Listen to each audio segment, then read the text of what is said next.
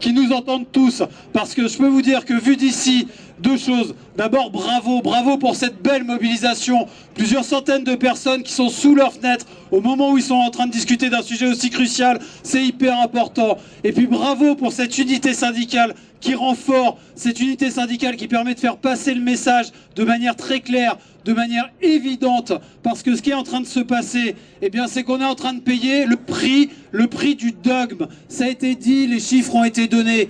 Le choix de la concurrence est un choix qui est mauvais, on le sait, c'est pas une posture, c'est ce qu'on sait par l'expérience. Ça a été rappelé sur le fret depuis 2007, ouverture à la concurrence, bilan sur le transport de marchandises, -2, bilan sur les emplois, on passe de 15 000 à 4 500 côté fret SNCF, avec une entreprise qui est liquidée.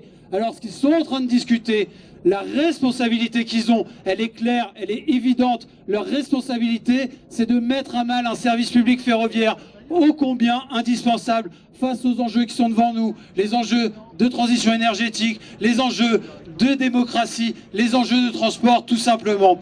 Et ce choix du pire, là précisément, tout de suite, maintenant, en nous entendant, en vous entendant, ils peuvent encore revenir en arrière. Donc ce choix du pire, ne l'acceptons pas. Nous ne l'acceptons pas, nous ne l'accepterons pas.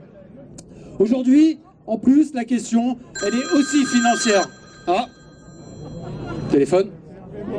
C'est Hervé Morin. On décroche, c'est parti. Aujourd'hui, ce choix qu'ils vont faire, c'est un choix qui économiquement, socialement pèse lourd, très très lourd. Économiquement, ça a été dit. Sans faire rouler un seul train avec la concurrence, d'ores et déjà, nous payons tous en tant que citoyens, en tant que cheminotes, en tant que cheminots, 700 millions pour le matériel. Et il n'y a pas un train qui roule. Quand on sait effectivement que des appels d'offres sont lancés et qu'il y a des pénalités ou en tout cas des remboursements pour ceux qui ne sont pas retenus, 7,2 millions sans rien faire, uniquement pour que des trains ne roulent pas, uniquement pour un choix, uniquement pour du dogme. Cet argent-là, il ne va pas dans les salaires. Cet argent-là, il ne va pas sur l'amélioration des conditions sociales. Est-ce que ça, c'est pas quelque chose que vous souhaitez leur faire entendre, alors même qu'ils sont en train d'en discuter? Bien évidemment que si. Et au niveau régional, quand on voit que le choix est fait, ça a été dit, ça a été rappelé, aujourd'hui, ça va coûter plus cher, plus 2,3% en Normandie, sans rien faire juste par ce choix. Comment peut-on l'accepter ? S'ils ne savent pas, en tout cas, ils peuvent toujours se réfugier derrière l'ignorance, eh bien, notre présence aujourd'hui fait que, de toute façon, ils ne peuvent plus dire qu'ils ne savent pas. Ces éléments sont connus et les 350 cheminotes et cheminots qui sont concernés aujourd'hui, plus tous ceux qui seront concernés demain, doivent être entendus et doivent être défendus. Alors évidemment, face à un choix qui mixe à la fois la cohérence et l'opacité, la région doit prendre un autre choix. On ne peut pas accepter d'avoir des discours où on nous répète en permanence que les caisses sont vides et de faire un choix effectivement qui va coûter, ça a été rappelé, plus de 300 millions. C'est complètement illogique, c'est complètement inacceptable. Et en plus, c'est un choix qui est évidemment risqué.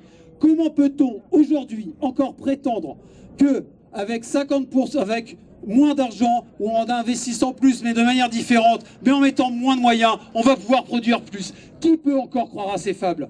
Tous les jours, on le voit, les dégradations sociales sont multiples. Tous les jours, on le voit, la dégradation du service public et au quotidien, effectivement, la victime de ces coupes budgétaires, la victime de ces choix qui sont dogmatiques. Comment peut-on encore porter ces éléments de langage sans avoir le moindre doute et en y allant droit à la catastrophe, comme ça pourrait être le choix s'ils ne changent pas effectivement leur vote aujourd'hui? Donc en plus, les promesses, c'est cher et c'est risqué. Hervé Morin le dit lui-même. Il n'y aura pas de dégradation sociale. Mais là encore, comment peut-on croire qu'il n'y aura pas de dégradation sociale quand les moyens qui sont alloués vont être de toute façon en régression? C'est complètement illogique et c'est complètement évidemment inacceptable. Alors quand les droits sociaux sont en danger, quand la sécurité est affectée, eh bien c'est une très bonne chose que nous faisons aujourd'hui, de pouvoir nous faire entendre, de pouvoir être présents et de pouvoir être représentés. Refusons, et disons-le très fortement, que le choix qu'ils s'apprêtent à faire peut être différent. Ils ne doivent pas faire un choix où l'humain serait la variable d'ajustement budgétaire. Alors il faut réagir maintenant, d'autres le sont derrière, ils peuvent faire un choix différent aujourd'hui et influer sur le cours de l'histoire. Ce qui se passe aujourd'hui, ça a été dit par les intervenants précédents, est une date historique. C'est un choix qui peut faire effectivement date dans l'histoire normande, mais dans l'histoire du ferroviaire en général. Alors ne lâchons rien. notre mobilisation, nos choix sont justes et nécessaires. Faisons entendre la voix des cheminots. Alors vive les cheminotes, vive les cheminots et vive le service public. Merci à toutes, merci à tous.